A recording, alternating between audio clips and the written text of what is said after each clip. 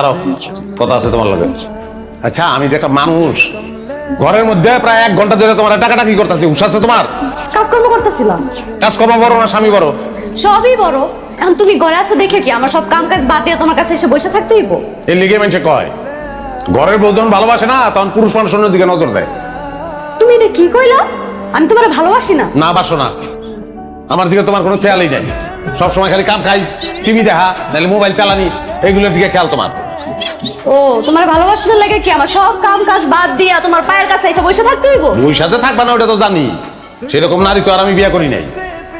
আমার কপালটাই খারাপ, বিয়ার আগেও কোনো নারীর ভালোবাসা পাই নাই, বিয়ার পরেও না। সারাটা দিন হাজার হাজার মানুষের লগে ব্যবসার আলাপ করিয়া ঘরে আইসা তোমার লগে ঝামেলা করতে আমার ভালো লাগে না, শান্তি লাগে না আমার। ও তোমার শান্তি লাগতেছে না? তাহলে যাও আরেকটা বিয়ে করো, ওই বউ তোমার শান্তি দিব। করুমি, টাকা পয়সা তো কম নাই, লাগলে টাকা পয়সা দিয়া শান্তি কিনুম আমি।